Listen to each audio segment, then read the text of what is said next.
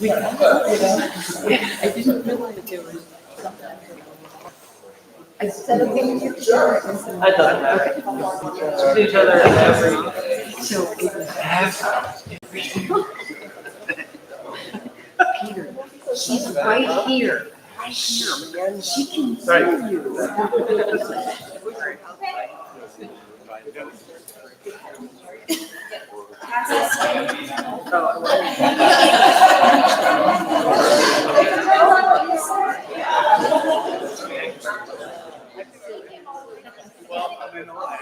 We're gonna be right your way. No, you should be good. As long as you don't plan on like just standing in front of it when they're in the talk. I'm so No, we should not be on camera. I guess we have to watch. You have to let us know when the microphones. Oh, I guess it's up there. Oh, cool. So somebody else went to the historiography. Melissa? I think so. She also said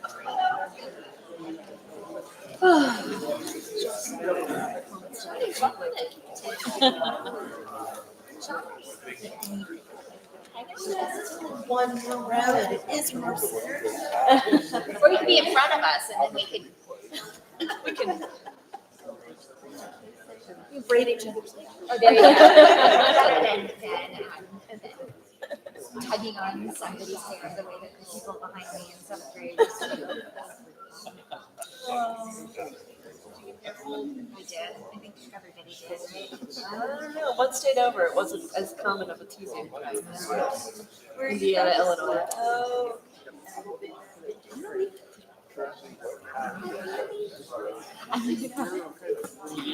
Bullied in other ways, so.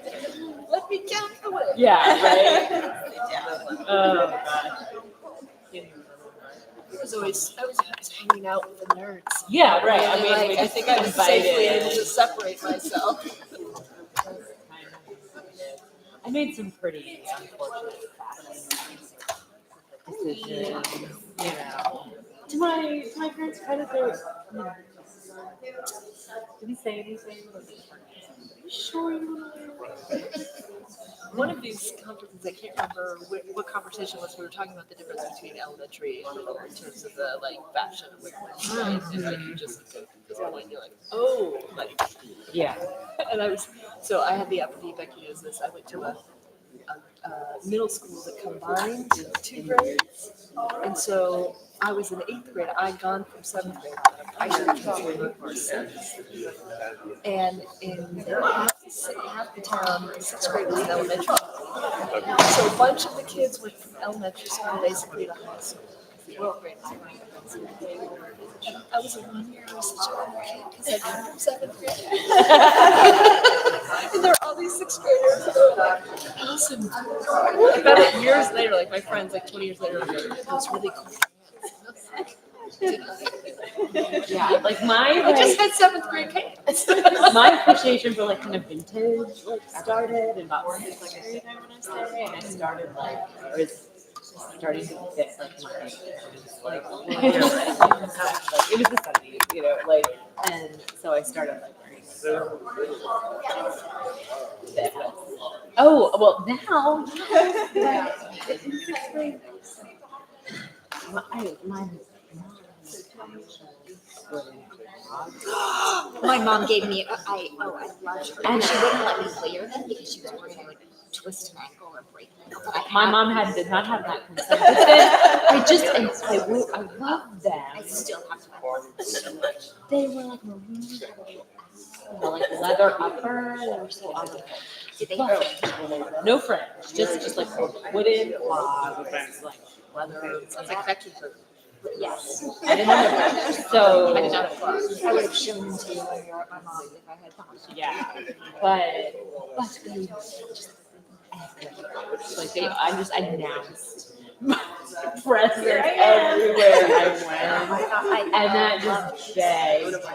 Yeah, I think that was part of it.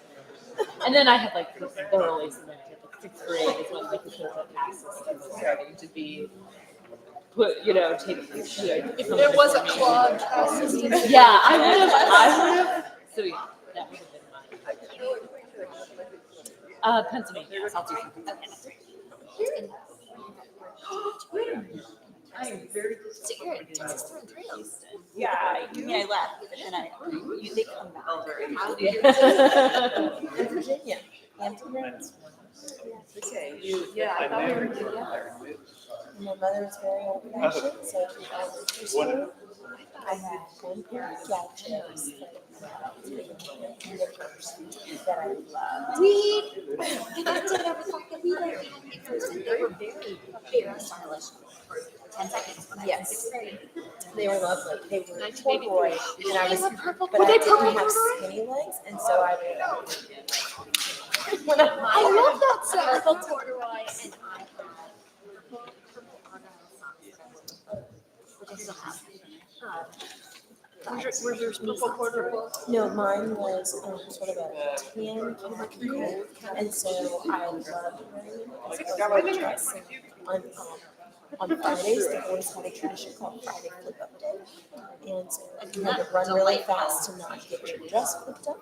And when you told the teacher, she said, well, it's Friday. So, Gee, we've come a long way. A long way. They were like Title IX.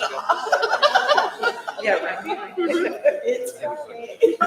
Would you wear your pants on Friday?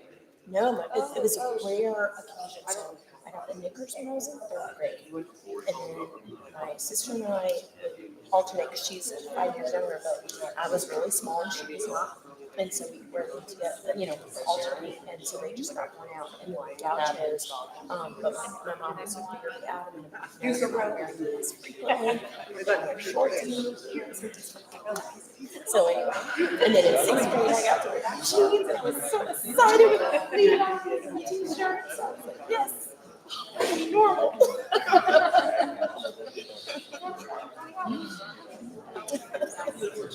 yeah, it's killing.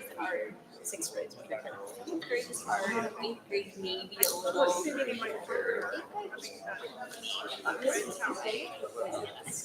Knowing this.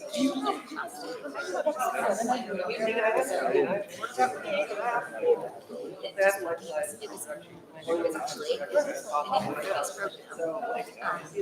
Never done it yet. But it was terrific for me. Adrian Whaley just texted me, hi Adrian, and said our audio is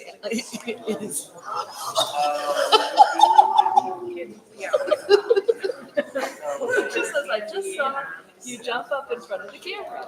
Beware that your conversation is audible though.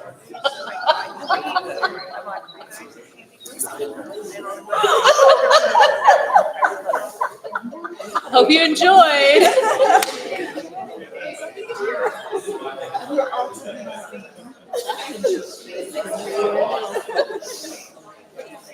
Or just the people who celebrate.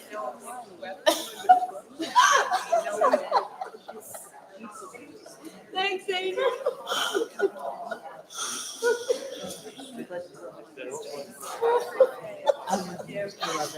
That's the best. Why would I turn the mic off? Those things have an on and off.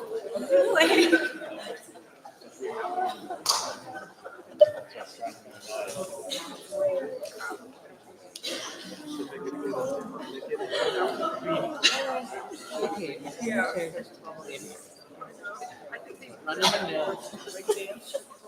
right. I'm really scared to say. I know.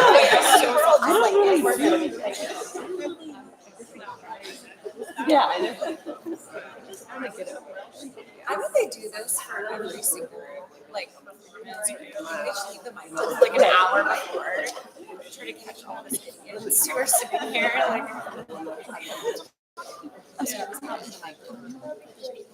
Oh. With that.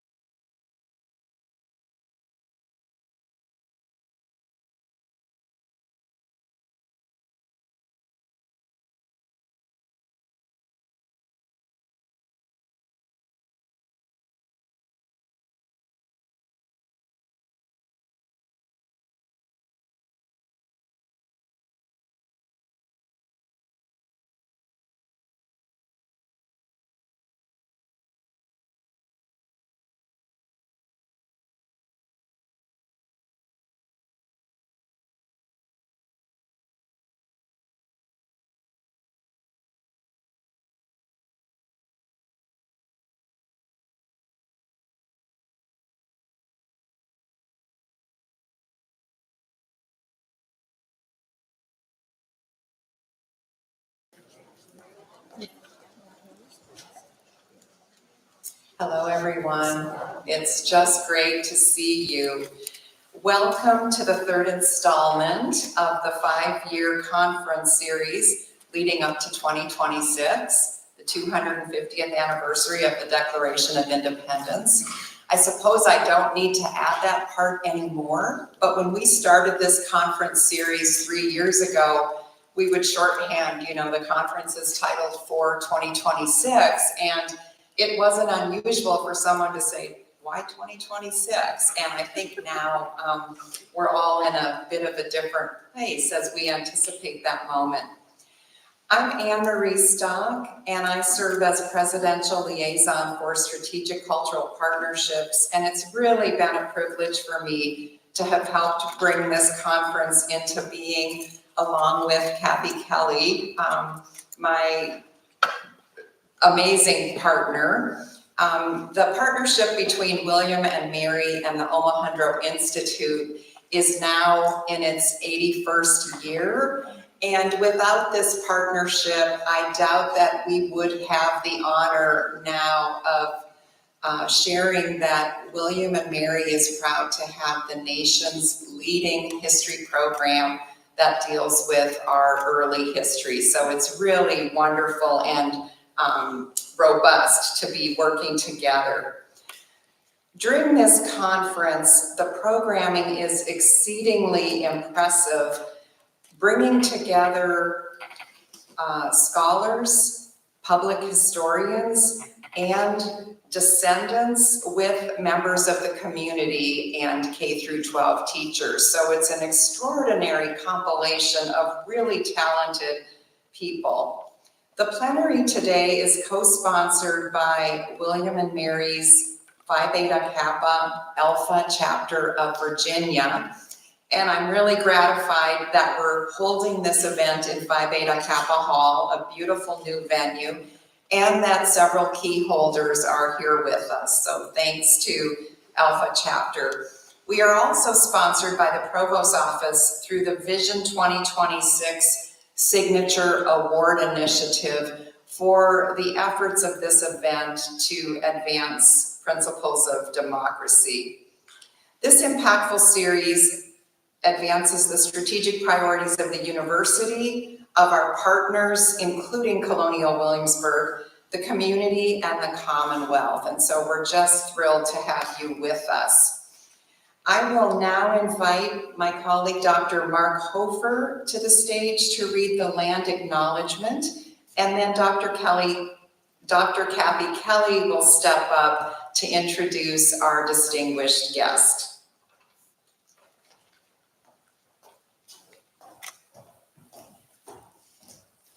William and Mary acknowledges the indigenous peoples who are the original inhabitants of the lands our campus is on today.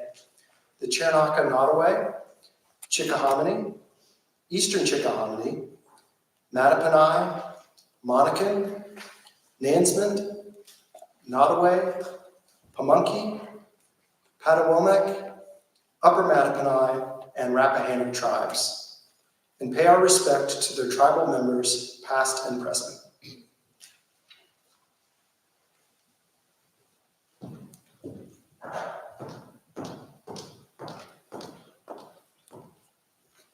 Good evening, and thank you all for being here this evening. Over the course of my career, it's been my great good fortune to be able to introduce Alan Taylor on multiple occasions to diverse audiences. It's a pleasure that never gets old. I mean, it really never gets old. As an exceptionally energetic and active scholar, Alan always is bringing something new to the table, and you can never recycle an introduction and use last year's this year, because the data has changed. There's more to celebrate, there's more to say. And that is no exception this evening when Alan's talk, Tower Hill, A Plantation on the Edge, is drawn from his forthcoming book, a book that was rooted in, born in, and based on collections in our very own Schwemm Library and the Blow family papers. I'm excited, very excited to learn more about that project tonight. Alan is a once-in-a-generation scholar who has helped to set the terms upon which we all understand early American history. He's the author of a dozen or so books. I won't list them now, many of them, maybe all of them are included in your program, but a couple warrant a call out, a special shout out. His first book, Liberty Men and Great Proprietors, published by the Omohundro Institute in 1990. William Cooper's Town, 1996, which received a Pulitzer Prize. Internal Enemies, 2014, also the recipient of a Pulitzer. But I'd like to call attention to 4 different books: American Colonies, American Revolutions, American Republics, and American Civil Wars. That 4-volume series, published by Norton, narrates the broad arc of American history, and in ways both subtle and bold. Through those books, Alan Taylor has changed the way that we understand the long arc of American history. You may not read all 4 of those books, although you should. They're beautifully written and deeply researched and amply engaging and compelling. But there's also a sense in which you don't really have to read those books if you don't want to, because the interpretations, the evidence, the stories, the narratives that Alan sets out in that series have become part of how we view history. Alan's work has made its way into textbooks, into documentaries, into the work of museum educators, into public history. That scholarly research in that series really will shape the way that not only I teach history, but my students will teach history. Your grandchildren's understanding of history will have much to do with Alan Taylor's work. All of this is a long way of saying that our field is different from the work that Alan Taylor has done, and it's better for it as well. His contributions extend well beyond the printed page. For nearly 20 years, he served in leadership roles in the state of California's commissions to help improve and support curriculum for history and social studies. For the last 5 years, he's met online with high school teachers from across the country through a program that the Gilder Lehrman Institute in New York runs, helping high school teachers bring cutting-edge insights into their classrooms. A teacher of teachers, yes, but also a teacher of graduate students. It's worth saying in a talk that surfaces and that amplifies research that Alan has a distinguished reputation as a graduate school educator. His students have gone on to take leadership roles in public history, in large research institutions, in transatlantic institutions that focus on the study of early America, in community colleges across the country. He's also notable as a mentor. Any number of people working as scholars in the United States today can say that they owe no small part of their careers to Alan's generous mentorship, his partnership, and his collegiality. I count myself as one of those people. I cannot quite imagine what my career would have looked like without Alan's sustained support.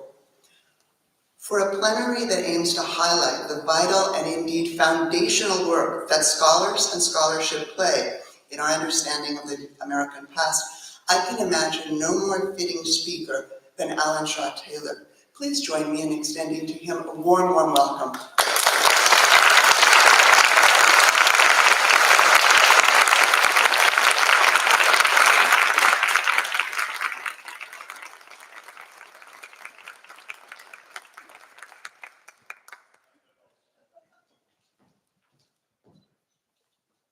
That was an exceptionally generous introduction. So you're probably expecting this talk will be good.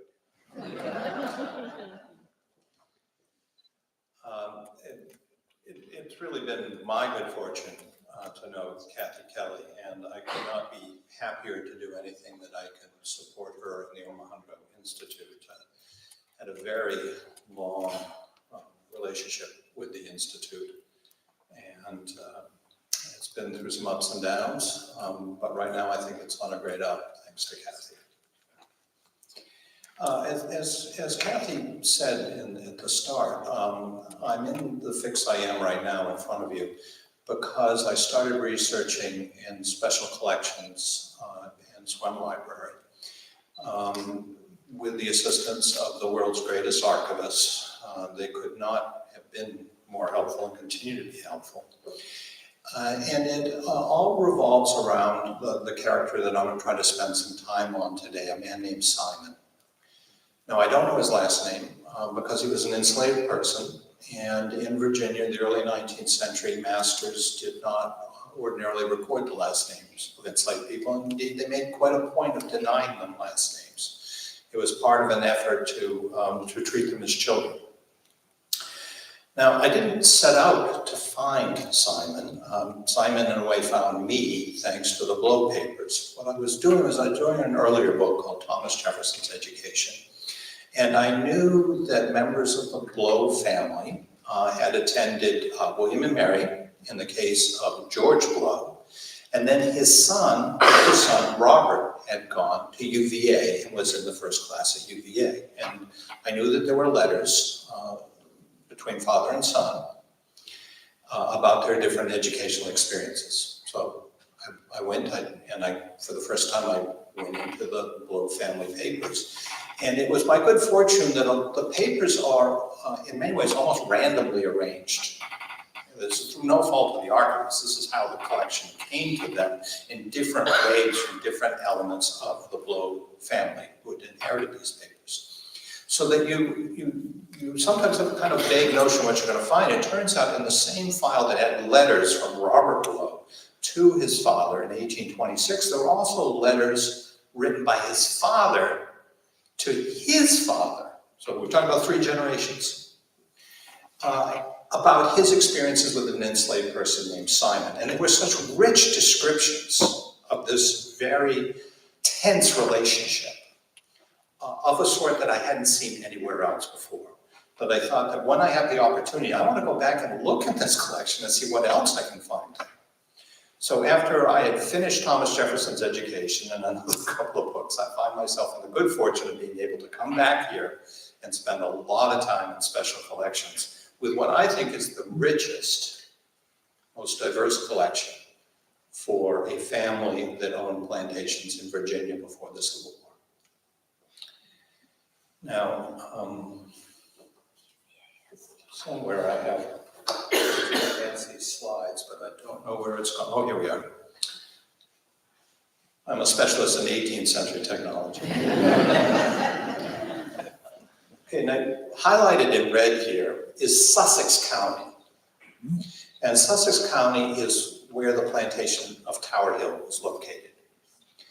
And Sussex County then is a little to the south and to the west of where we are here in Williamsburg. Also of significance to the story is the port city of Portsmouth, which is right next to Norfolk. There's a 60-mile distance between Tower Hill and Portsmouth, and this is relevant to the story.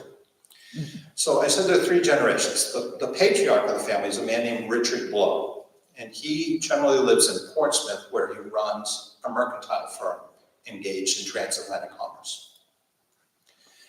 He owns 2 plantations, well, actually 3. One near him in Portsmouth, but one in Southampton County, which is the county just to the southeast there of Sussex County. And Southampton County may be more familiar to more people because it's the setting of Nat Turner's Revolt. His main plantation, however, is Tower Hill, which is in Sussex, but right literally on the edge of Southampton County. And so the 3 generations are significant to the story, particularly, and today I'm going to talk about the top 2 generations, so we got Richard, who's the patriarch, and then he has an only son, his only child. This is unusual in families for that time. He's got one son, so this one son will inherit it all. And his name is George. And he went to William and Mary in the first decade of the 19th century. And then in 1809, he will take charge of Tower Hill. But in the first couple of years, he doesn't own it. He's just running it for his father. But because they're 60 miles apart, they write letters to each other every week. And most of those letters survive. So this means they have to explain to each other what they think is going on or what they think the other person should be doing. So there's a much fuller explanation of how these plantations are run and the difficulties of them than we find in most collections of papers. So the generational differences of men is an important factor here, and then the geographic distance. And the fact that on the one hand, they're quite close, father and son, but they also have very different personalities, so they're sniping at each other a lot, which is great for a historian, because they're constantly trying to score points with each other. And we're going to see this, and one of the people who ignites tension between them is Simon. This is the Nottoway River, and Tower Hill is on the banks of the Nottoway River. So this is the kind of landscape that you see. It's very low lying. There are no mountains in Sussex County. There aren't even any hills. And this is significant to the story because it's a landscape where there's somewhat elevated land, which is pretty good for agriculture, and then there are lots of swamps. This isn't too far from the Great Dismal Swamp. But there are dozens of swamps in Sussex County, literally dozens. And that means it's a landscape where enslaved people have an opportunity to go and hide. And that undermines the plantation system, or I should say it compromises, doesn't undermine it, but it means that it must live in this tension with the possibility that enslaved people have an outlet. And that's going to come into play in this story. This is Tower Hill Plantation. Now, it's a bird's eye view. It's made by a descendant of the Blow family, a man named William Nivison Blow, who was a U.S. Army officer and spent most of his career in the American West or in the Philippines or in Cuba, but he always wanted to come back to Tower Hill where he'd grown up. And it becomes a great passion of his. And so he created a manuscript history of the plantation, which is one of the wonderful sources I had access to. And he created these drawings. He's actually very talented for a guy who had no professional training. And so what you see is the main plantation houses there on the left, which is perpendicular to you. And then you see all of these outbuildings. The ones that are labeled Y in there are the work sheds. And that's where Simon would have worked, in that vicinity.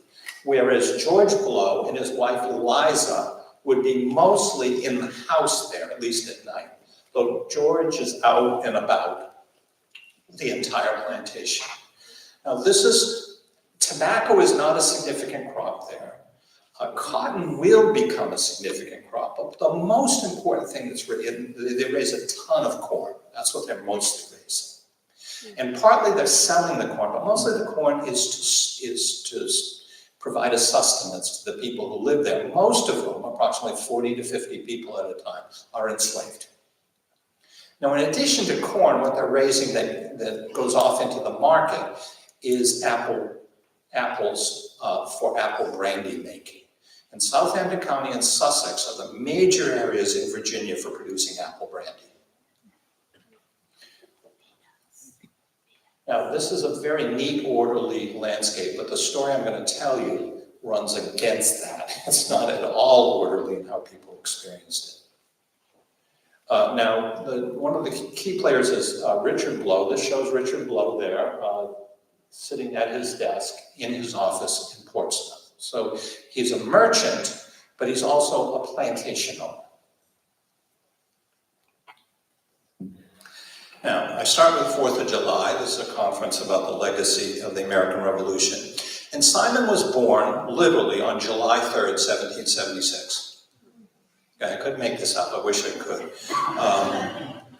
So he's born literally on the eve of American independence, but he is not born free. He's born enslaved. He's considered in the eyes of the law of Virginia the property of Richard Blow. We don't know his father's name. It's not in his records. We know his mother's name. She's listed as, quote, Old Sarah. She may be the same person who's later called in this register Old Sally. And if so, she died on October 16, 1827, having, quote, lived to see her great-great-grandchild, end quote. Now, we don't know how Simon felt about his birthday coinciding with the eve of independence in the so-called Land of Liberty. So I'm free to speculate. Every year, on July 4th, he saw, heard, and smelled the drunken festivity of white men boasting of their liberty, secured by courageous patriots fighting against British oppressors who allegedly had tried to enslave them. Simon surely thought that the truly enslaved people of Virginia could, with greater justice, fight for their liberty. Indeed, his whole life story reads as a struggle to achieve some independence within a land of slavery.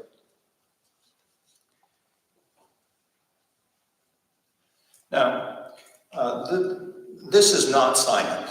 This is like the Rene Magritte painting, "This is not a pipe."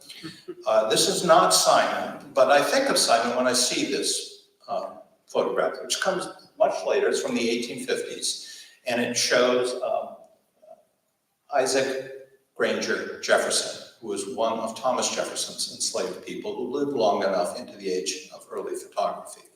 Now, he reminds me of Simon because of his powerful physical presence and because of his work clothes. So I do think in many ways Simon must have looked like this. And we do have one physical description of him, which helps me to think of this man as very much like Simon. Now, Simon grew up at Tower Hill. He's born there, and he spent his early years there. But he will move on to live in Portsmouth. Now, when he's at Tower Hill, he probably worked in these settings. This shows the storehouses, smokehouses, kitchen, office, granary, and saddle room. So you can see this is a very complex place with a lot of different workspaces and a lot of different roles for enslaved people to play. Now, what Simon did in his earliest years at Tower Hill, we don't know because the records don't let us find out.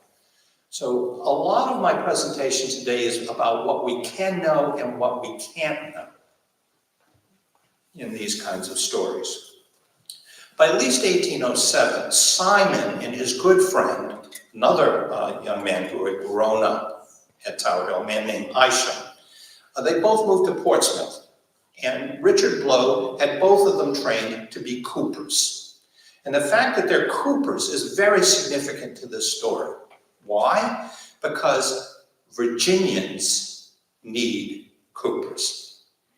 Coopers make barrels. And it is hard, difficult work. It's physically hard, but it also requires a close attention to detail because you have to shave these staves, you have to fit them together, get hoops around them, put heads in the barrels. The barrels have to be tight because what goes into these barrels? The products of Virginia for export elsewhere. Apple brandy, flour, tobacco. So some of these are huge. And to find good coopers is difficult.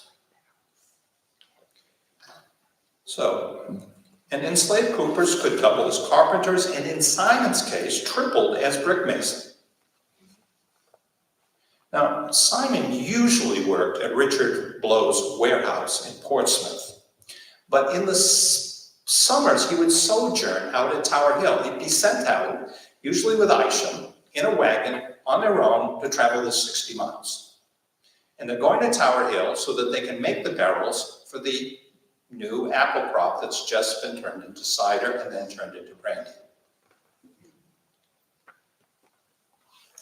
Now, masters had to treat coopers with somewhat greater indulgence than would be the norm for how they treated other enslaved people, because they're so skilled, and it's hard to train a cooper, and it's hard to find a cooper who will, once he's been trained, do the job as well as Simon did, by all testimony. And the fact that Simon does his work so well when he wants to do the work means that he has more leeway for defiance than is the norm. In July 1806, Richard Blow instructed his supervisor at Tower Hill, quote, "Let the coopers have bacon from you for their use whilst at work, for there will be no end to their grumbling if they are to eat with the other Negroes." Now, masters usually didn't care about grumbling by enslaved people, but they care about it from the coopers. Now, and this is another William Nivison Blow that shows slave quarters at Tower Hill. Simon starts to come into sharper focus in 1809 because that's when George Blow goes to Tower Hill and starts to write regularly to his father, Richard.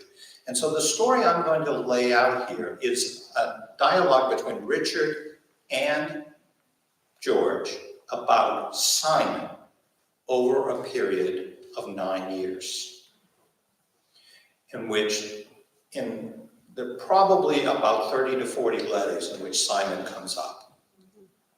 This is far more than any other enslaved person, and in much richer detail than any other enslaved person at Tower Hill or in Portsmouth, because Simon is their primary topic of complaint.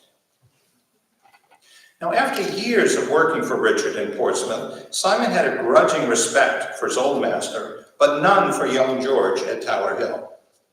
In 1809, George is just 21 years old. He's a recent graduate from William and Mary, and he's newly married to Eliza Waller, who came from Williamsburg. Frankly, George was full of himself and bubbling with new and half-baked ideas about plantation management. He meant to thoroughly and rapidly transform, through reform, Tower Hill. And what this meant was more work and closer supervision for enslaved people. Now, Simon was 33 years old, and he was born at Tower Hill. And he surely felt that he knew more about his work and the plantation of his birth than did George. And this means that there's tension between the two of them that's chronic. On October 15, 1809, George Blow erupted against Simon in an inky appeal for Richard's sympathy and support. Quote, "Never was there a servant treated with more mildness and kindness than Simon since he came up. Never was there one more indulged. I have treated him not as a slave, but like a white mechanic employed to work for me. He had his dram and 2 drinks of grog every day, and bacon to eat and waste. I gave him many of my old clothes. I never used an angry or threatening expression with him. He was not the least pushed at his work, and nothing was even said to him of his laziness and loss of time, although he never began in the morning until the sun was 2 or 3 hours high, and always left off work between 4 or 5 o'clock in the evening. I do not believe he ever worked more than 6 hours in a day. And above all this, I screened him from a whipping for stealing your money. Notwithstanding all his indulgence and kindness, he has treated me with more insolence and ingratitude than ever I was treated by any slave in my life." Now, this is going to be the running theme of his relationship with Simon. And what's interesting is then how Richard will respond. Now, one of the first early episodes between George and Simon comes at night, when the relaxing Cooper drank and played his fiddle until midnight, keeping Eliza, quote, awake almost the whole night with his fiddling noise, end quote. The next morning, George told Simon to stop playing after his masters went to bed. But George added that the next morning, quote, "That night, after the house was all still, Simon collected as many of the Negroes as he could persuade to disobey me, with Nanny and Tempe at their head, and made all the noise he and they could possibly make until after midnight, he fiddling and they dancing."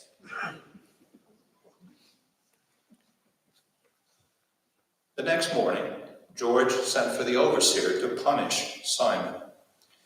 But the Cooper defied both men.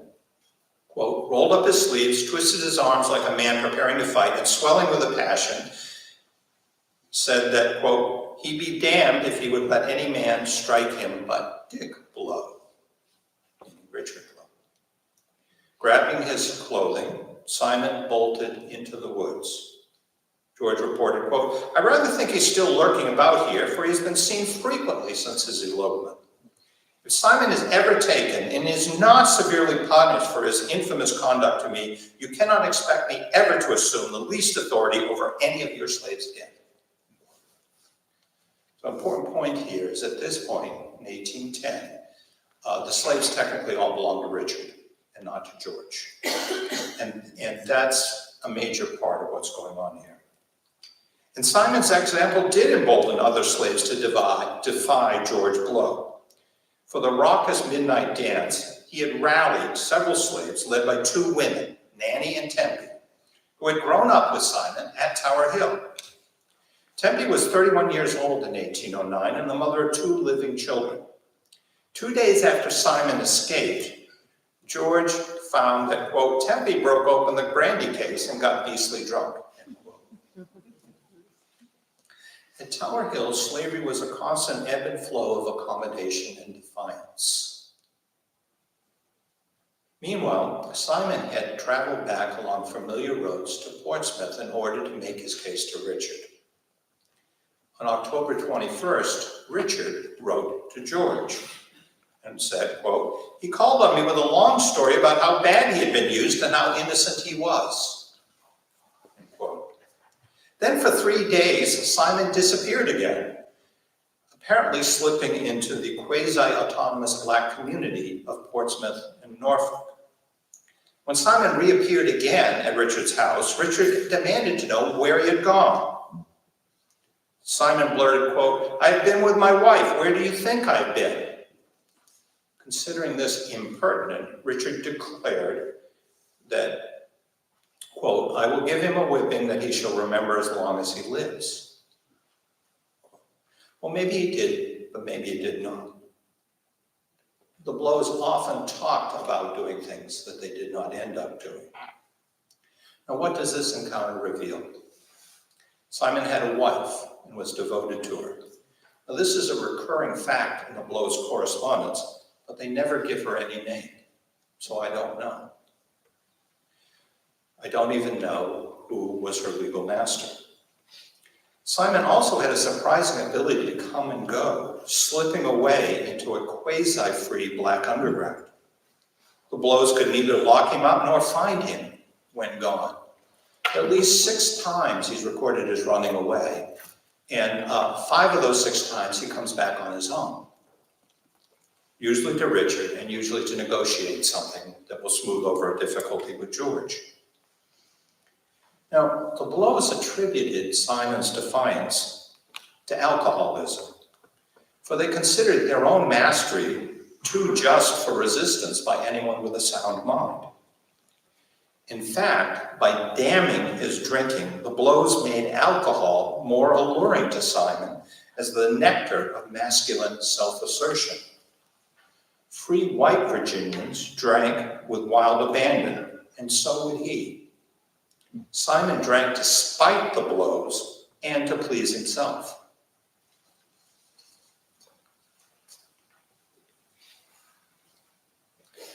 Now, this is one of William Nivison Blow's drawings, and it shows various enslaved people at work. You can see in the upper right is a cooper working on a barrel. And in the very lower part, you can see brick masons at work.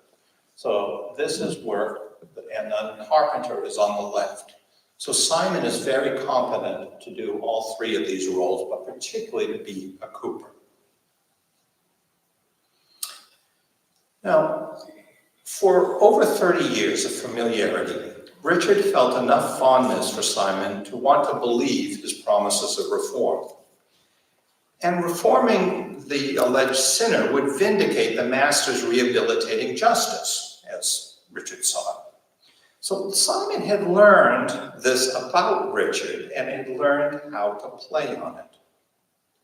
But in November 1810, Richard lost his patience. Quote, Simon has behaved so bad, I've been compelled to give him a very severe whipping and have him in jail.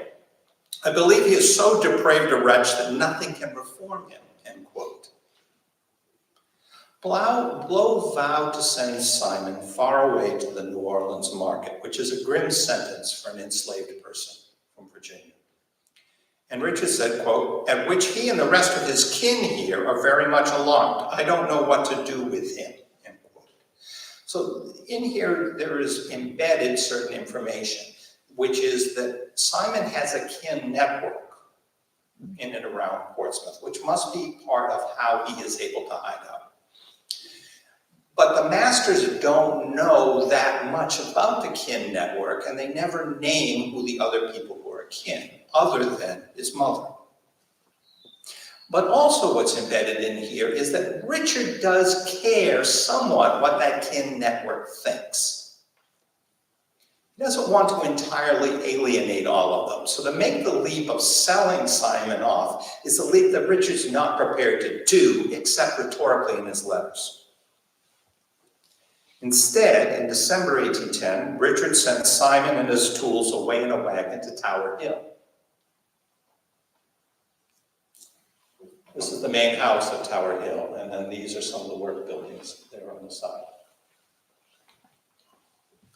Now, for Simon, going to Tower Hill is not where he wants to be at all. Now, there's kind of quiet détente, apparently, in 1811, because Simon doesn't appear in the letters, except routine work assignments. But this collapses in early 1812 when George boasted that Richard had signed Simon over to become his slave, that ownership had transferred from Richard to George. And this sets off Simon, who's outraged and he runs away on February 15th. Now, to track Simon, George Blow sent his overseer to Richmond, where he placed a runaway slave advertisement in Virginia's leading newspaper.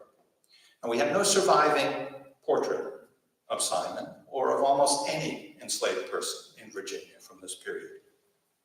So the ad provides our best picture, but it expresses a master's perspective. According to this ad, Simon stood, quote, about 6 feet high, of a dark complexion, strong, stout, and of robust frame, about 36 years old, but from dissipation and intemperance looks rather older. Had on a jacket and trousers of Virginia cloth. His eyes are generally inflamed with intoxication. Has a scar over one of his eyes, supposed to be the right eye. When spoken to, makes quick answers, and is fluent and plausible in conversation. He will be found extremely cunning in expedients to evade detection. He is a first-rate cooper and understands something of the bricklaying business, end quote. Now, for a supposed drunk, Simon was adept at talking his way out of jams and into opportunities. In early March, Simon surprised Richard Blow by suddenly appearing at his home in Portsmouth.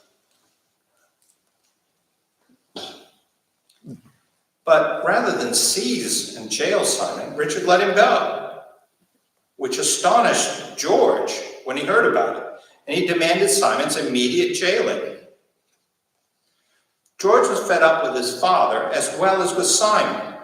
He considered the first indulgent and the second insubordinate.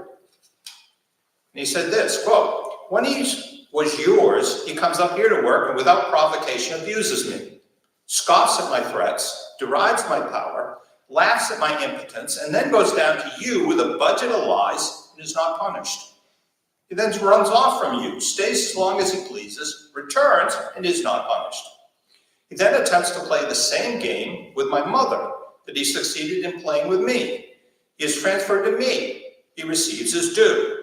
He becomes wonderfully good, makes more fair promises than a Christian knave, confessing his sins and professing reformation before a Methodist association.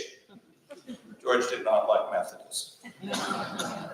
He again revolts, first by misbehaving, then opposing an attempt to punish him until it was done by force. At the commencement of his punishment, he is let loose by my wife's entreaties. He tells the overseer that he has been treated damned rascally and that he will no longer serve me, defies my powers again, and runs off. So Simon possessed a lot of talents and charm and a skill at pathos. He could engage the sympathies of George's mother and wife, who both intervened to stop his punishment or his sale. By going to Richard, then, in Portsmouth, rather than fleeing away to the north as anticipated, Simon compounded George's humiliation.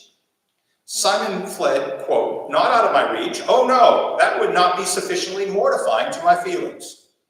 Instead, show me his utter contempt of me He again goes to old master to state his grievances, and as he supposes, again to meet with protection, again to be shielded from punishment, again show me that he could abuse me with impunity, again convince me that my power over him is impotent. End quote. So Simon brought to a head George's resentment at his father's lingering control over him in Tower Hill. The masters of slaves were especially touchy about any challenge to their own power. George charged Richard with betraying all slaveholders, including his long-suffering son. Imagine then George's chagrin when he received Richard's sobering reply a week later. Quote, I have entirely disobeyed your instructions as in respect to Simon. In place of putting him in jail, I have kept him at work with Isom, making a garden, moving and repairing my barn, etc. And he shall continue to do so until you come down or send for him. I believe he will not run from here unless he could persuade his wife to go off with him or he gets scared off. So starting a garden and repairing a barn with his best friend sure seemed a lot better to Simon than submitting to orders and floggings at Tower Hill. So why does Richard do this? Well, Richard's from the old school, the 18th century. And he felt that long experience had taught him how best to manage enslaved people. Richard is not an indulgent master by nature. But he thinks there are different ways to manage different people, and you have to be flexible about it. And he saw his son as high-strung and inexperienced, and emotional, and categorical. To Richard, it made more sense to get his garden dug and barn fixed than to pay the cost to keep Simon in a jail cell, where he'd be more susceptible to disease than goodbye to $500 to $600 worth of human being.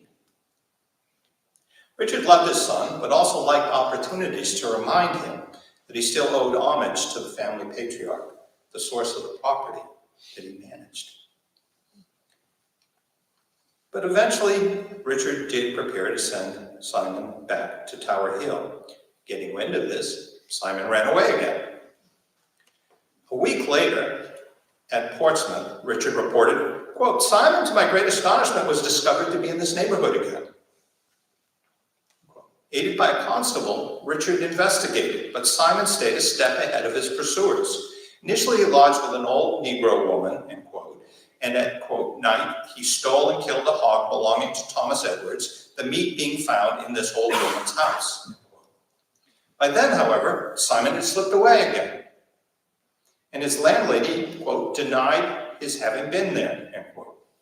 Richard proceeded to, quote, all the Negro haunts he could find, but got no tidings of him, as they won't tell on one another.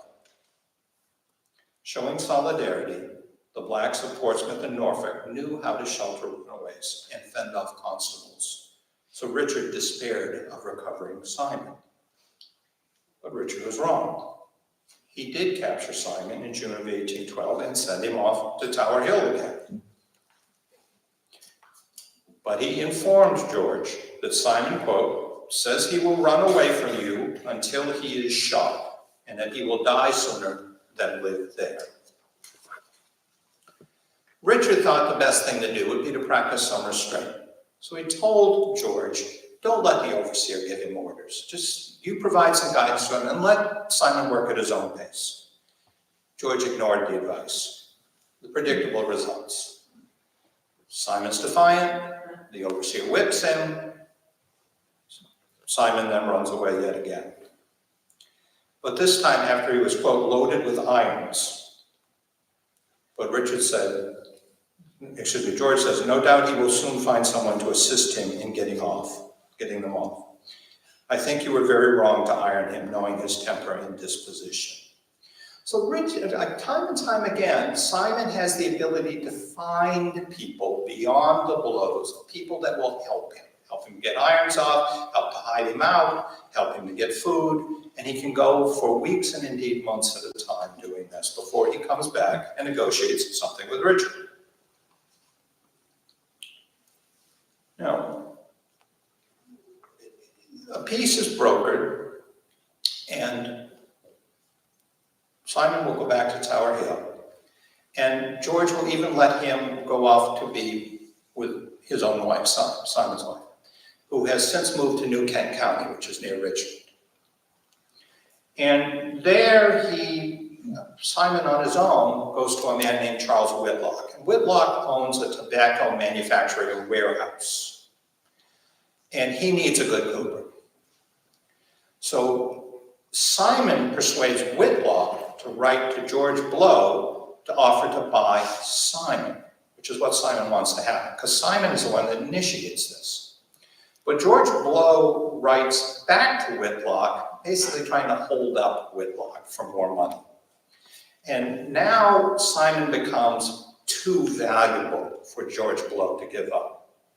Quote, "In answer, I have to inform you that he is so serviceable to me at this time and so very valuable as a first-rate cooper, a tolerable rough carpenter and bricklayer, that I could not well do without him." End quote. So George Blow demands $1,000, which is a lot of money for an enslaved person in 1814, particularly one in his late 30s. Now, by rejecting Whitlock's fair offer, Blow rankled Simon, and so defiance will surge again, leading to the great blow-up of 1816.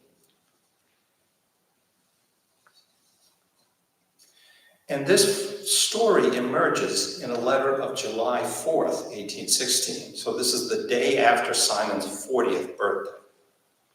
And George wrote to his father, Richard. He began by exulting, quote, "The return of the day so dear to every truly American bosom. Prosperity, wealth, splendor, and happiness seem to pour torrents on our land. We appear to be the chosen people of God." End quote. Then, without any sense of irony, Blow proceeded to devote the rest of his letter to a story about America's enslaved people, none of whom had prosperity, wealth, splendor, or more than fleeting happiness. Once again, the lead character in the story is Simon. Tower Hill's overseer, a man named Nicholas Height, had tried to subdue Simon, who, quote, "armed himself with his cooper's axe and retreated, swearing death to whoever attempted to take him." Well, the overseer did succeed in overcoming. And according to George, the overseer, quote, "gave him in perfect cool, good humor, very moderate whipping, after which Simon acknowledged his misconduct and said that he deserved more and was thankful that he was so leniently dealt with and promised amendment." End quote. Okay, this is one of Simon's better performances. Because later that day, Simon collected all of the water pails and tubs that he had been putting together. And making a grand show, he brought them into the yard opposite the gate, so right in this area here, at the most public place to be seen and noticed, and there he smashed them all to bits. Then he dashed away into the nearby woods. Simon had both range and flair as a performer. Now this time, things take an interesting turn. He doesn't go back to Portsmouth, Norfolk, nor does he go up with his wife around Richmond. Instead, he goes to hide out in the swamps along the Nottoway River, which is a major haven for runaway slaves. And according to George, Simon, quote, "camped with 4 other runaways on both sides of the river, feasting on the neighbors' cattle, sheep, and hogs," end quote, until slave patrollers found the camp and opened fire. And although Simon was fired at 30 paces range, he narrowly escaped, quote, "and his tracks have been since discovered so that he has not left the neighborhood." And this was more the norm. Most runaways don't end up going to the north. They're trying to find something more local and more familiar where they can hang out, hide out. Now, Simon remained missing for 3 months, which is the longest stretch that he's ever run away. In early September, Richard wrote to George, quote, I do expect you have lost Simon. I expect he got on board some vessel about the Suffolk Canal and has gone to the northward, where he had a number of acquaintances from the Negro sailors who were in New York, New Bedford, and Nantucket vessels that used to come consigned to me." So again, what we see here is that Simon had a talent for making friends, and making friends beyond the control of the blows, so that Simon has options.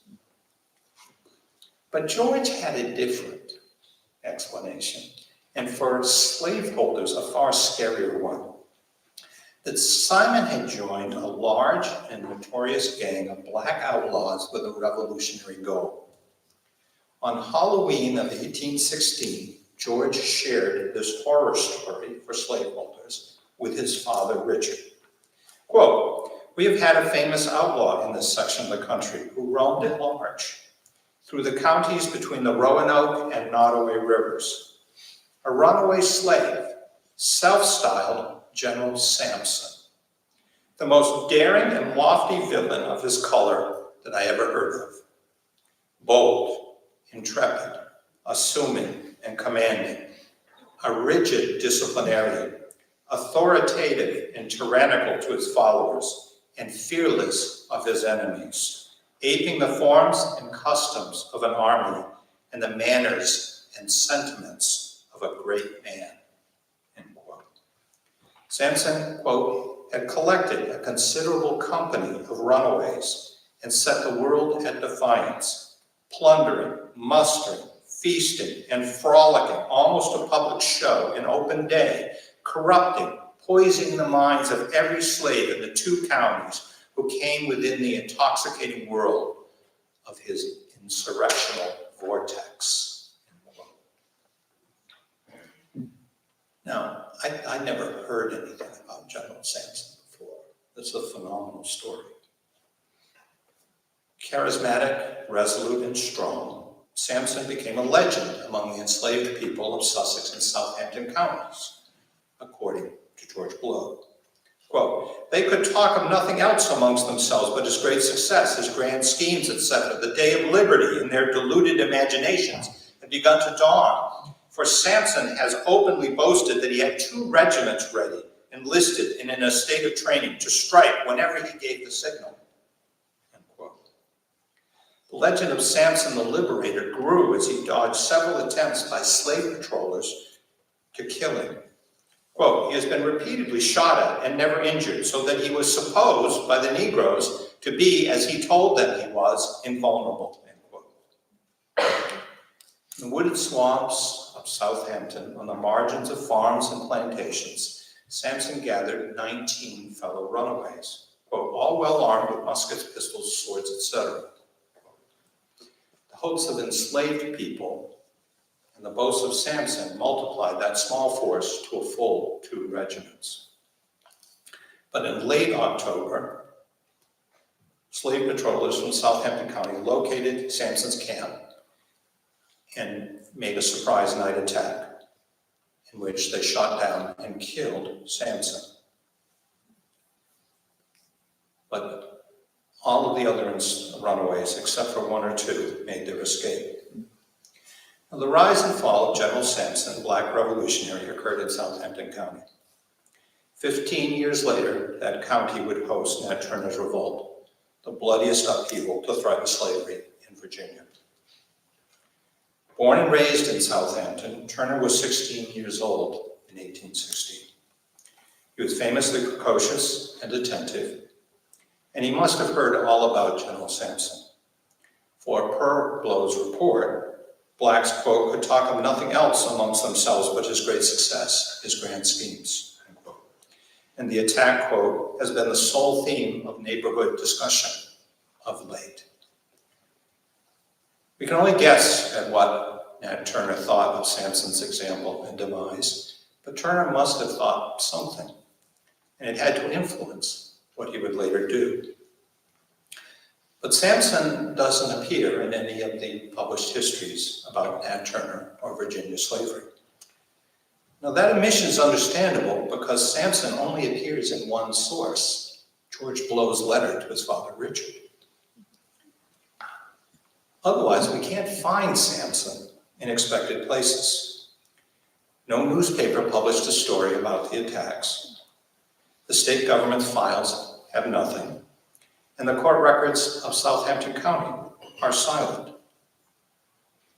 Blow mentioned a reward offered for Sampson, but neither the county nor state records document one. So I have to ask the question, was General Sampson, the Black Liberator, a real story? The official silence raises two possibilities. First, George Blow had a hyperactive imagination. Or the other story was, it was too explosive a story for prominent slaveholders to want on record. There was, in general, and frankly talked about, a rule of silence followed by Virginia's leaders regarding plots to revolt.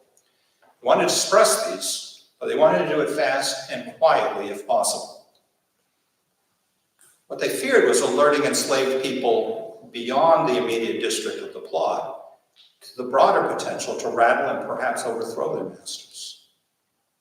For example, in December 1808, the Virginia Executive Council advised the governor, John Tyler, to keep information about a slave conspiracy secret from the state legislature. Virginians also kept quiet to avoid reinforcing northern denigration of slavery as weakening the South. Okay. But it's also possible that George Blow exaggerated. As I've quoted at length from his letters, you can see he has a hyperbolic style of writing. But George is not one to concoct an elaborate lie, and he was well positioned to know the truth. He's not just some random person. He's a major in the Sussex militia, and they were responsible for slave patrols. He's also well connected to the leaders of Southampton County. For the county clerk, James Rochelle was his relative and close friend, as were the Grays, who were the leading family in the county. Blow routinely attended the Southampton County Court to collect and pay debts and to enter business and political deals. He was a player in both Sussex and Southampton County, and he cultivated his reputation as creditworthy. His account abounds in circumstantial details that are plausible. And in the rest of his long public life, he would later downplay insurrection scares. That he played this one up indicates that he took it very seriously indeed. And perhaps most revealing of all, Richard Blow believed him. And Richard Blow was always alert to anything where George exaggerated. Now, I more recently found one piece of evidence that points towards Sampson being real. It's a runaway slave van that was run in the summer of 1816, spring and summer of 1816, by a man named Archibald Freeland, who was from Manchester, but he reported that on the night of February 27th, near Smithfield, his slave had run away, and his slave's name was Sampson. Freeland predicted that Sampson would head to, quote, Southampton County Courthouse, where he was raised in the family of Mr. Blount, by whom he was sold, quote. Freeland described Sampson as, quote, likely, end quote. What this meant was impressive looking, probably handsome, but certainly strong, the sort of person that would be a leader. He's relatively tall, at 5'9" or 10 inches. He's 22 years old. And Freeland offered $50 for his recapture in return, which is a bit higher than average, which shows a premium value placed on Sampson. So this Sampson, and Sampson's not an unknown name among enslaved people, but it's a relatively uncommon name. This Sampson had the right name, he's a runaway, he's in the right place at the right time. And he has the characteristics of potential leadership. Now, there is a coda to the story, which is Simon. 2 days after the firefight that killed Sampson, Simon reappears at Tower Hill. George Blow reported, quote, to my infinite surprise, I found Simon at home with a full cargo of double-refined brazen impudence, end quote. Blow deduced that Simon had been with Sampson's rebel band as that general's, quote, aide-de-camp, assisting in planning and preparing to execute an insurrection. Now, George does not explain how he knows this, but he's very confident he knows this.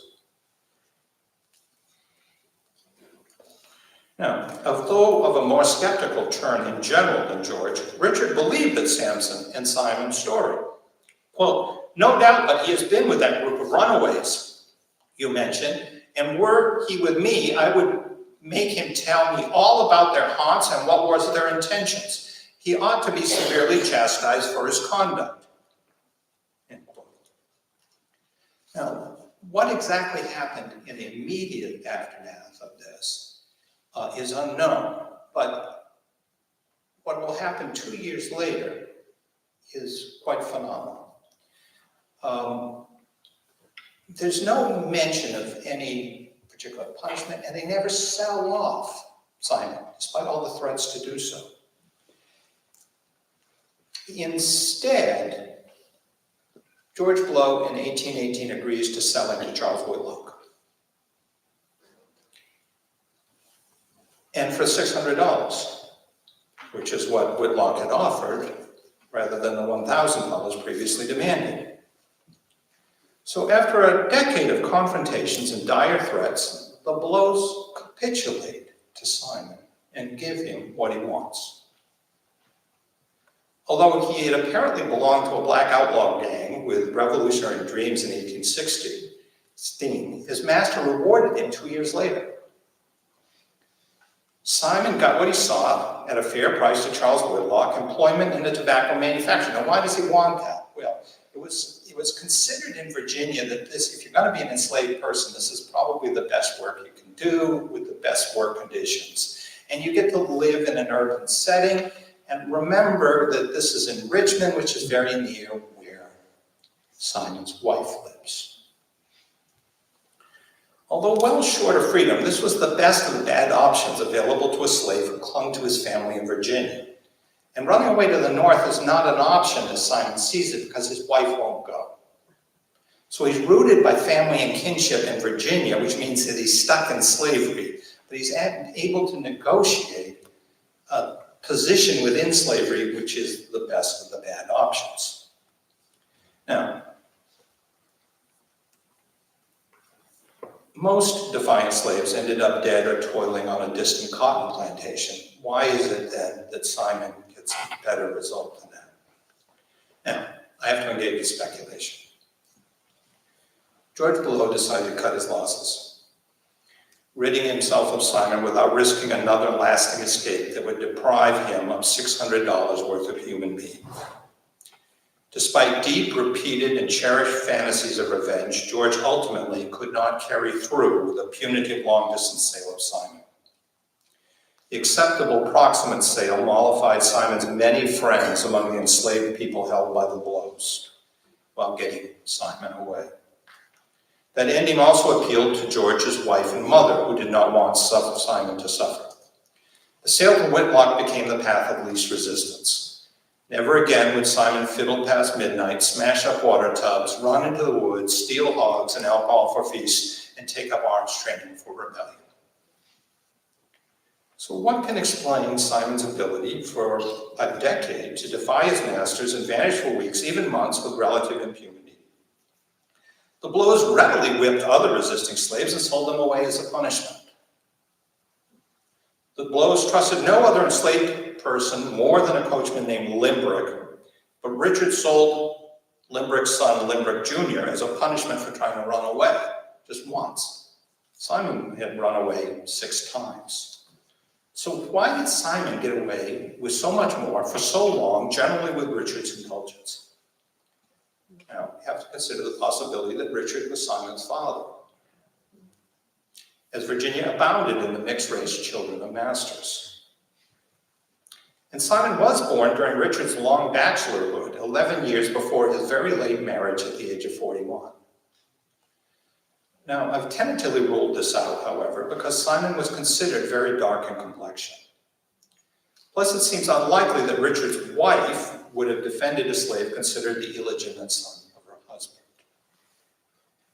Instead, what I think is that Simon figured out and exploited the emotional landscape of the Blow family by pushing into a niche between Richard and George.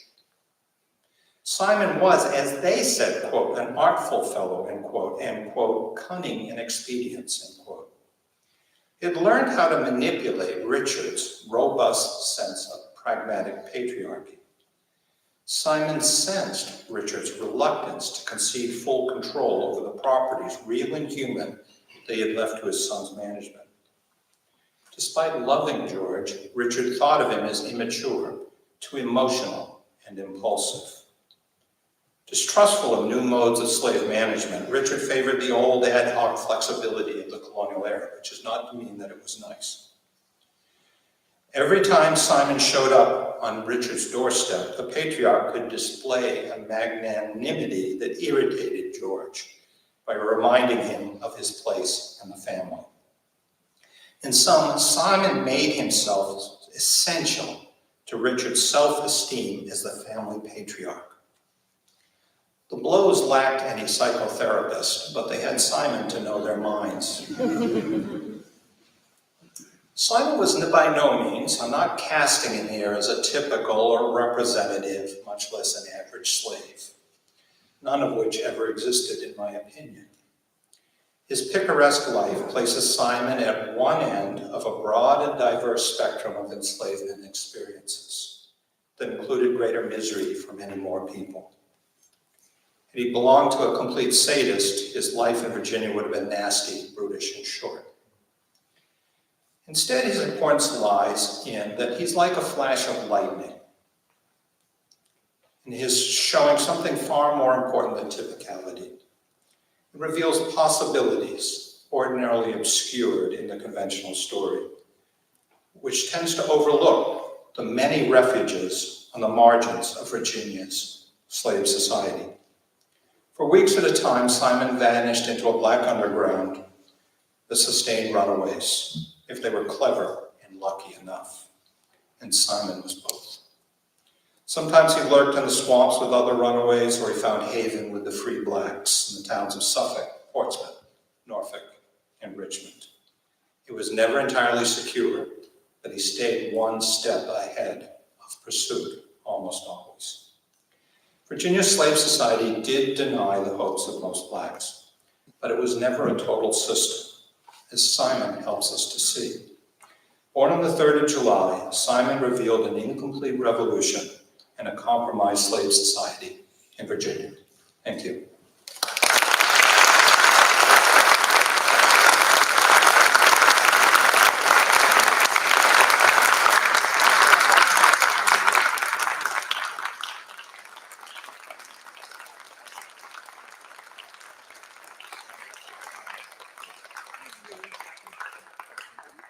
I'm happy to take any questions you have. Or any thoughts? Yes? Did Simon run away from the next person who owned him? I don't think so. There's never a comprehensive list of everybody who runs away. So for example, Simon runs away 6 times, but there's only one runaway slave ad for him. There's never a runaway slave ad again for Simon in the various newspapers. And there have been some quite good scholars who have been compiling this stuff. So what happens after this, I don't know. Because the story I've told has been within the Blow papers, and they lose interest in him once he's gone.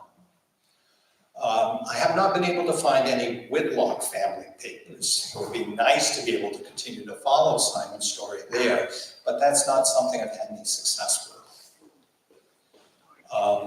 So I just don't know. But I assume, perhaps wrongly, that this is a much better situation for him, and he doesn't have a reason to run away anymore.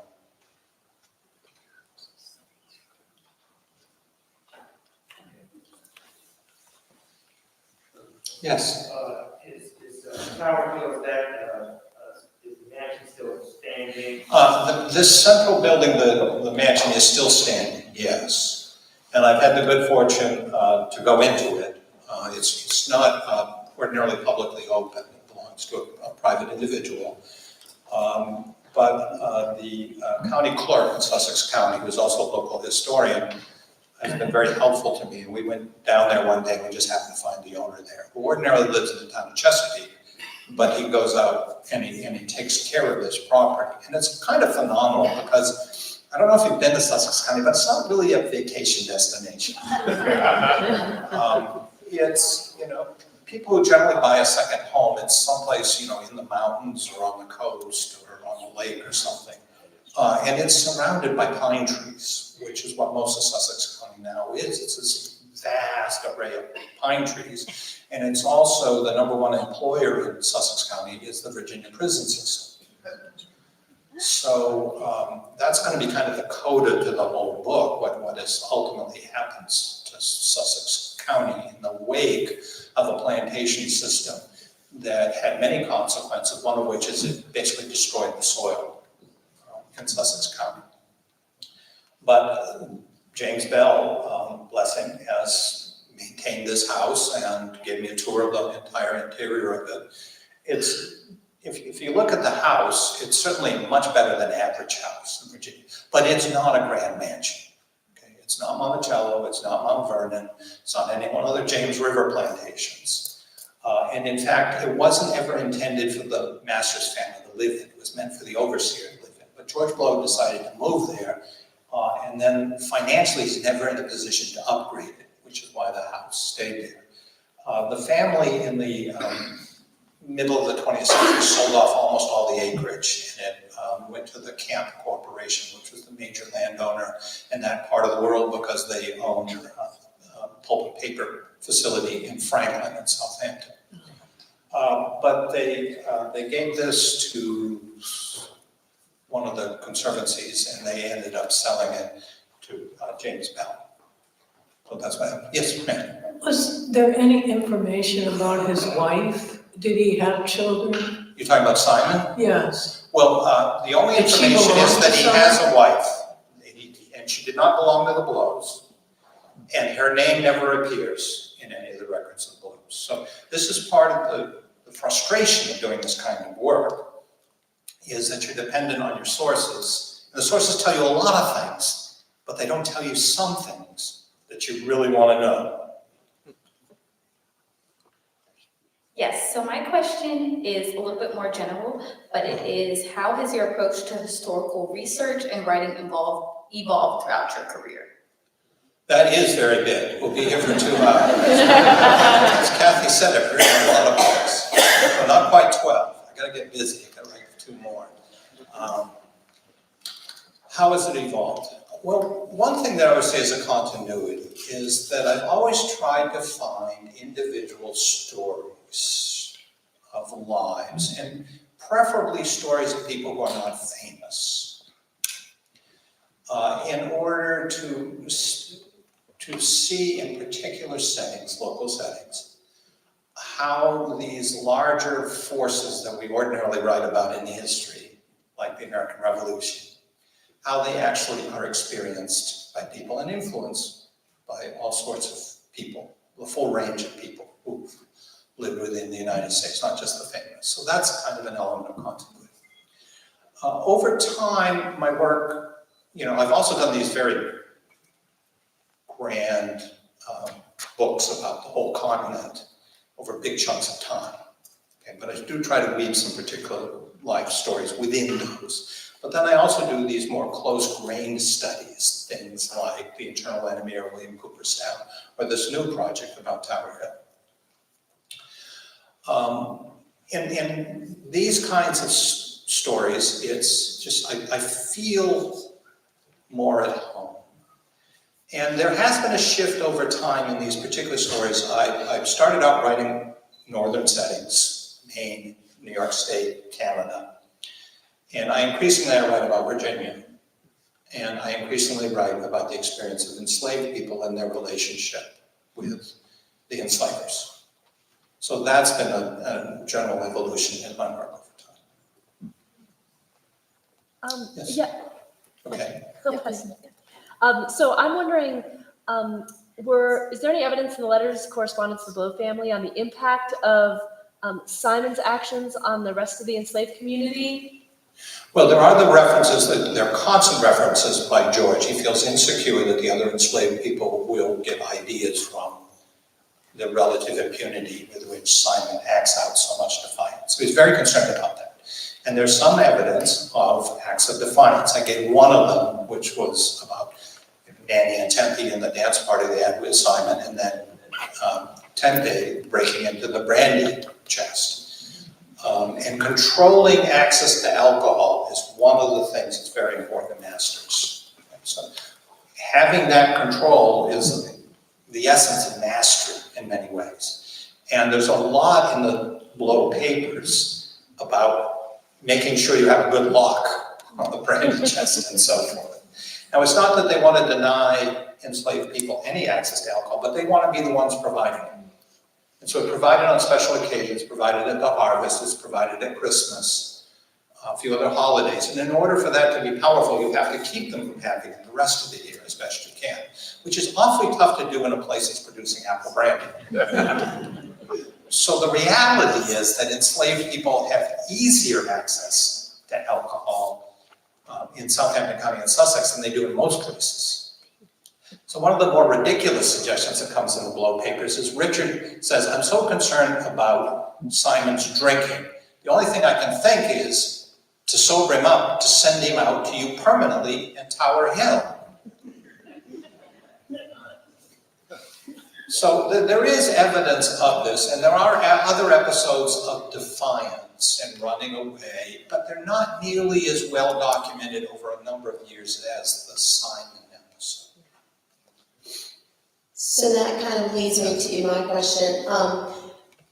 Are there, in your research, are there examples similar to with the Blows where they're writing back and forth about these examples of resistance by the enslaved people on their plantations? I don't know of anything comparable to this particular exchange of letters. But if anybody else knows of something, I would love to know it. There are other cases, but they're usually one master writing in his diary or something about a long-standing, I'm thinking Landon Carter, who had a relationship, I forget the name of the enslaved person, who is, he's constantly trying to reform him, and he's constantly resisting being reformed in various ways. Nassau, thank you. So that's a story. It's a very kind of internal story, which it's a great story, but this one's somewhat different. And I don't know of any other story in which the runaway goes off and joins a black revolutionary gang in Southampton County and ends up being okay at the end of that. Is this going to end up as a book? I hope so. They told me I'd be invited back here if I publish it as a book. I have to do that.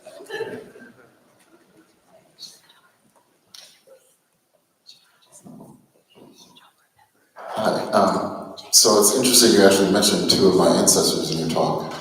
Sorry. Oh, there you are. Okay. Nanny and Lindbergh. Yeah. But my question is, do you know if George had children, and did they continue the operation at Tower Hill? Or?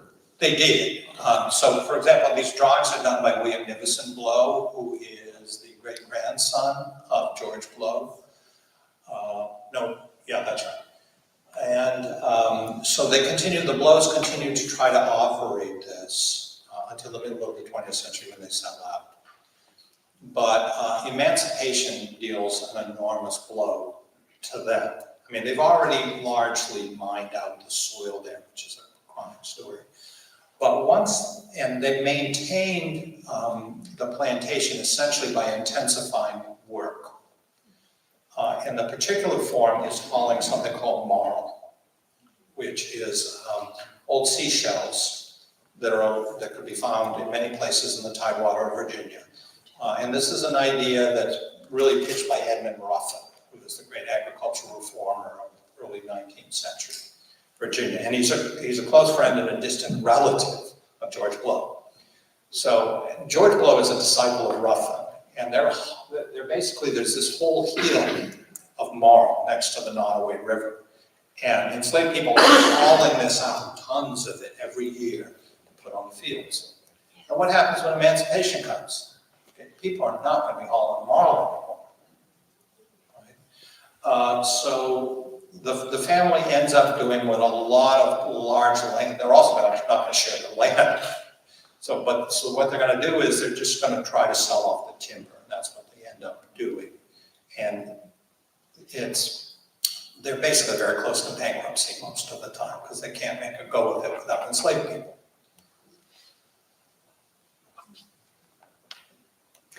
I think I will invite all of you to join me in thanking our wonderful guest, Dr. Alan Taylor.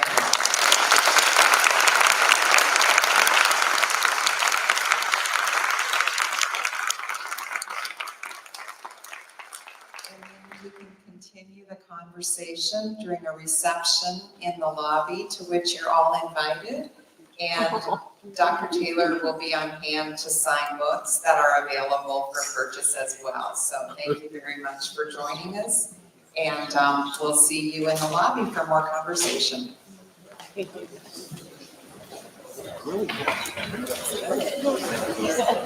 you.